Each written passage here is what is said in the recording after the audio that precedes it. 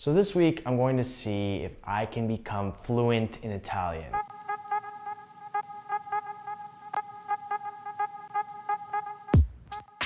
I don't know about you, but I'm a big fan of learning languages. So much so that it kind of saddens me when some people don't see the value in that. Exploring new cultures, doing things a bit outside of your comfort zone, I think that's exciting. Don't get me wrong, it's hard, but it's definitely worth it.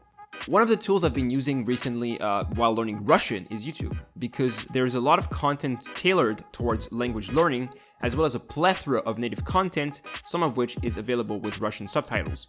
And today, I wanted to talk about a specific aspect of language learning that I'm not too fond of, and that's learning languages in a ridiculously short amount of time.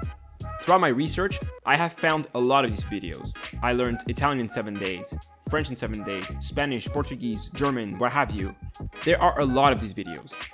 I think that by now, most people know that this is impossible. You cannot learn a language in 7 days or even a month.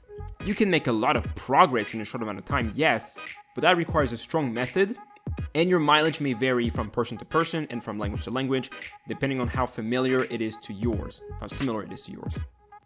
And more importantly, it's vital to develop a sustainable approach that isn't going to burn you out.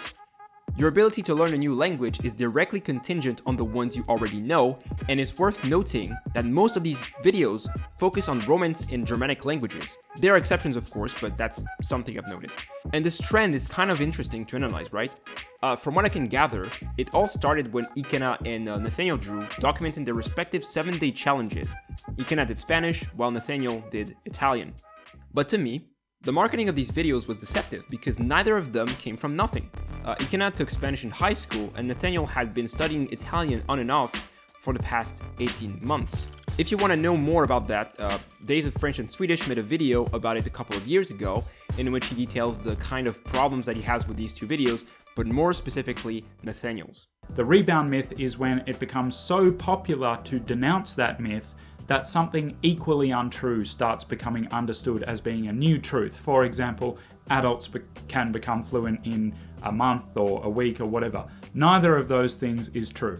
I think one of the key problems I have personally with them is that they might end up setting unrealistic expectations in the heads of learners. And in that video, I explain how I have always compared myself to other language learners on YouTube because they seem to be able to learn a language so fast and so effortlessly, and they're like having conversations in almost no time at all. And it's hard to see that as like a first-time language learner and not compare yourself to it because it's not realistic for me to become fluent in a language in a week or a month. Which is really upsetting because these are two seasoned language learners and polyglots doing a challenge under very specific conditions, basically for a living.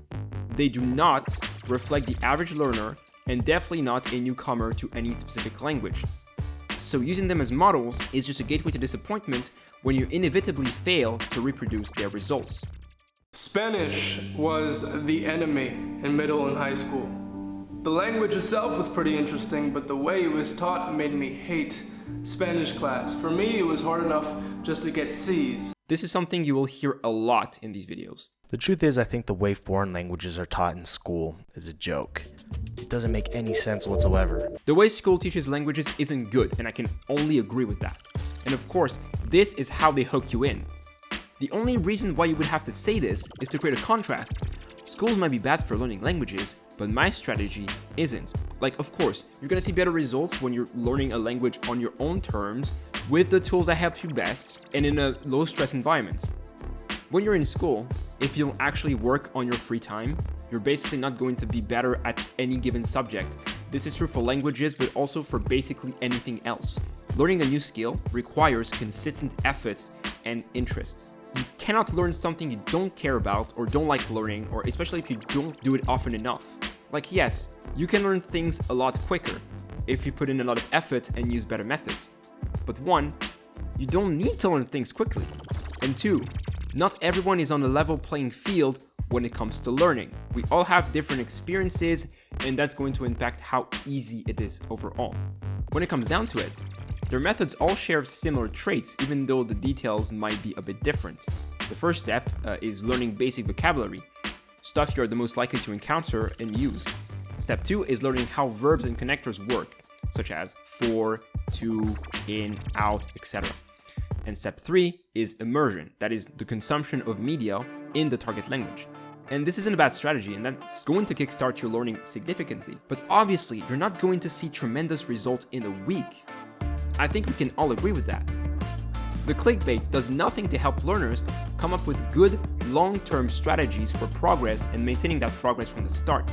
These videos only really exist for show, even if they pretend to be something else alongside that show. So if there's one thing to take away from this, is that YouTube isn't an accurate representation of reality.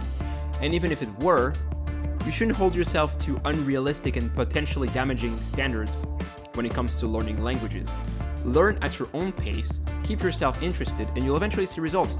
Getting stuck happens, and that shouldn't be a big deal either. Like, for example, do you really think you could realistically sustain an 8-hour routine for a month? No, of course not. There is no reason for you to do it if you don't absolutely have to. People who do these kinds of things are not superhumans, but they certainly do have time and energy that you probably don't have. Again, you don't have to learn a language as fast as you can. Even if it takes you 10 years to acquire a second language, that's already a great accomplishment. Don't play it down. I might talk a bit more about language learning methods in a subsequent video, but for now, that's gonna be it. If you've come this far, subscribing to the channel would be nice. I hope to see you soon, and goodbye.